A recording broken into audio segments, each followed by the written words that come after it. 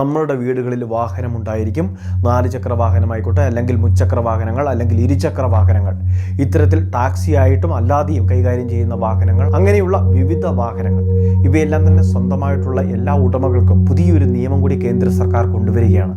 നമുക്ക് MVDയുടെ പക്കൽ നിന്നോ അല്ലെങ്കിൽ കേരള പോലീസിൻ്റെ പക്കൽ നിന്നോ വാഹന പരിശോധനാ സമയത്ത് എന്തെങ്കിലുമൊക്കെ ഫൈൻ കിട്ടിയിട്ടുണ്ടെങ്കിൽ, ചെല്ലാൻ കിട്ടിയിട്ടുണ്ടെങ്കിൽ, നമ്മളത് അടച്ചിട്ടില്ല എങ്കിൽ ഇനി മുതൽ അത് നമ്മുടെ ഇൻഷുറൻസിനൊപ്പം തന്നെ ചേർത്ത് അടയ്ക്കേണ്ടതായിട്ടുണ്ട്. ആ ഫൈൻ തുക മാത്രമല്ല അടയ്ക്കേണ്ടത്, അത്രയും നാൾ വൈകിയതിനുള്ള ഒരു പലിശ സഹിതമാണ് ഇത് തിരിച്ചടയ്ക്കേണ്ടത്. അത് ഇൻഷുറൻസുമായിട്ട് ലിങ്ക് ചെയ്യാനുള്ള പ്രധാന നിർദ്ദേശം കേന്ദ്ര സർക്കാർ ഇപ്പോൾ സംസ്ഥാന മോട്ടോർ വാഹന വകുപ്പിനെ കൈമാറിയിരിക്കുകയാണ്. വളരെ വൈകാതെ തന്നെ ഇത് നമ്മുടെ സംസ്ഥാനത്ത് നടപ്പിലാക്കി തുടങ്ങും. അങ്ങനെ വരുമ്പോഴാണ് ഏറ്റവും വലിയൊരു ബുദ്ധിമുട്ടുണ്ടാകുന്നത്. ഇൻഷുറൻസ് ഇല്ലാത്ത വാഹനങ്ങൾ അത് കൃത്യമായിട്ട് തിരിച്ചടച്ചില്ല, ഇൻഷുറൻസ് ഉൾപ്പെടെ അടച്ചില്ല എങ്കിൽ ആദ്യഘട്ടത്തിൽ ഫൈൻ ഉണ്ടാകും. അതിനുശേഷം വണ്ടി കണ്ടുകിട്ടുന്ന ഉൾപ്പെടെയുള്ള കാര്യങ്ങളിലേക്ക് സർക്കാർ കടക്കുകയാണ്. ഇത് സംസ്ഥാന സർക്കാർ കൊണ്ടുവരുന്ന നിയമമല്ല, കേന്ദ്ര സർക്കാർ എല്ലാ സംസ്ഥാനങ്ങളോടും നടപ്പിലാക്കാൻ പറഞ്ഞിരിക്കുകയാണ്.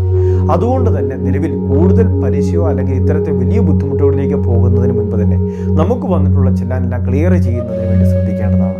അല്ല എങ്കിൽ വലിയൊരു ഇൻഷുറൻസ് തുക തന്നെ നമ്മൾ പ്രതിവർഷം അടയ്ക്കേണ്ടതായിട്ട് വരുന്ന സാഹചര്യമുണ്ടാകും.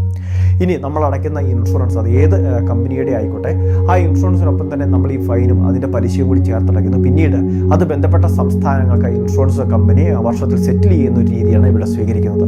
ഇതിൻ്റെ എല്ലാ പ്ലാനിങ്ങും തയ്യാറായി കഴിഞ്ഞതുകൊണ്ടും വളരെ വൈകാതെ ഇത് നമ്മുടെ സംസ്ഥാനത്തും ഇംപ്ലിമെൻറ്റ് ചെയ്യാൻ പോവുകയാണ്. അതുകൊണ്ട് തന്നെ എല്ലാ വാഹന ഉടമകളും ഈ പറയുന്ന പ്രധാന കാര്യങ്ങളെല്ലാം ശ്രദ്ധിക്കുകയും വേണ്ട കാര്യങ്ങളെല്ലാം എത്രയും വേഗം ചെയ്യേണ്ടതുമാണ്. രണ്ടാമത്തെ മറ്റൊരു പ്രധാനപ്പെട്ട അറിയിപ്പ്, നമ്മളുടെ കേന്ദ്ര സംസ്ഥാന സർവീസ് പെൻഷനൊക്കെ വാങ്ങുന്ന ഗുണഭോക്താക്കൾക്ക് ഇന്ന് നമ്മളൊരു വീഡിയോ ചെയ്തിട്ടുണ്ടായിരുന്നു തട്ടിപ്പ് സംഘങ്ങളുടെ കോള് വരുന്നതായിട്ട് ബന്ധപ്പെട്ട്. അപ്പോൾ അതുകൊണ്ട് തന്നെ അതീവ ജാഗ്രതാ നിർദ്ദേശമാണ് നൽകിയിട്ടുള്ളത്. അതുമാത്രമല്ല മറ്റ് വിവിധ രീതികളിൽ സൈബർ തട്ടിപ്പുകാർ നമ്മളെ വിളിക്കാൻ സാധ്യതയുണ്ട്. പ്രത്യേകിച്ച് പെൻഷൻ ഗുണഭോക്താക്കളുടെ വിവരങ്ങളെല്ലാം തന്നെ ഇവരുടെ കൈവശമുള്ളത് കൊണ്ട് തന്നെ പെൻഷൻ ഡയറക്ടറേറ്റിൽ നിന്നാണ് എന്ന വ്യാജനയൊക്കെ ആയിരിക്കും, അല്ലെങ്കിൽ ഉന്നത ഉദ്യോഗസ്ഥരാണ് എന്ന വ്യാജനയൊക്കെ ആയിരിക്കും നമ്മളുമായിട്ട് ബന്ധപ്പെടുക. അതുമാത്രമല്ല വിശ്വസനീയമായ രീതിയിൽ നമ്മളുടെ പേഴ്സണൽ ഡീറ്റെയിൽസ്, മറ്റ് പ്രധാനപ്പെട്ട കാര്യങ്ങളെല്ലാം തന്നെ ഇവർ നമ്മളോട് പറയും. അതുമാത്രമല്ല ഇതിൻ്റെ പുനർവെരിഫിക്കേഷന് വേണ്ടി അല്ലെങ്കിൽ KYCക്ക് വേണ്ടി, അതല്ല എങ്കിൽ എന്തെങ്കിലുമൊക്കെ അപ്ഡേഷന് വേണ്ടിയോ മസ്റ്ററിങ്ങിന് വേണ്ടിയോ ഇതൊക്കെ പറഞ്ഞുകൊണ്ടായിരിക്കും നമ്മളുടെ ഫോണിലേക്ക് ഒരു OTP അയച്ചിട്ടുണ്ട്, അത് കൊടുക്കണമെന്ന് ആവശ്യപ്പെടുക. അപ്പോൾ ഇങ്ങനെയൊക്കെ ഉണ്ടായിക്കഴിഞ്ഞാൽ തീർച്ചയായിട്ടും നമ്മൾ അതീവ ജാഗ്രത പുലർത്തേണ്ടതാണ്. ഇത്തരത്തിൽ OTPകൾ മറ്റ് പാസ്വേഡുകളൊന്നും തന്നെ ആരുമായിട്ടും ഷെയർ ചെയ്യാൻ പാടുള്ളതല്ല. എന്തെങ്കിലുമൊക്കെ സംശയങ്ങളുണ്ടെങ്കിൽ നമ്മുടെ പെൻഷൻ വിതരണ അതോറിറ്റിക്ക് മുൻപാകെ നമ്മൾ സംശയങ്ങൾ കൃത്യമായിട്ട് വിളിച്ച് അന്വേഷിക്കുക. അതിനുശേഷം വേണ്ട ക്രമീകരണങ്ങൾ ചെയ്യുകയും ചെയ്യാവുന്നതാണ്. മൂന്നാമത്തെ മറ്റൊരു പ്രധാനപ്പെട്ട അറിയിപ്പ്, നമ്മളുടെ സംസ്ഥാനത്തെ കർഷക തൊഴിലാളി ക്ഷേമനിധി ബോർഡിലെ അംഗങ്ങളുടെ മക്കൾക്ക് വിദ്യാഭ്യാസ ധനസഹായത്തിന് വേണ്ടി ഇപ്പോൾ അപേക്ഷിക്കാൻ സാധിക്കുന്നതാണ്. കഴിഞ്ഞ SSLC പരീക്ഷയിൽ 70% അതിന് മുകളിലും മാർക്ക് വാങ്ങി വിജയിച്ച വിദ്യാർത്ഥികൾ, അതോടൊപ്പം തന്നെ +2 തലങ്ങളിൽ 80% അതിന് മുകളിലും മാർക്ക് വാങ്ങിയിട്ടുള്ളവർ, ഇതിൽ തന്നെ ഉന്നത വിജയം നേടിയ എല്ലാ വിദ്യാർത്ഥികൾക്കും പ്രത്യേക ധനസഹായത്തിന് അർഹതയുണ്ട്.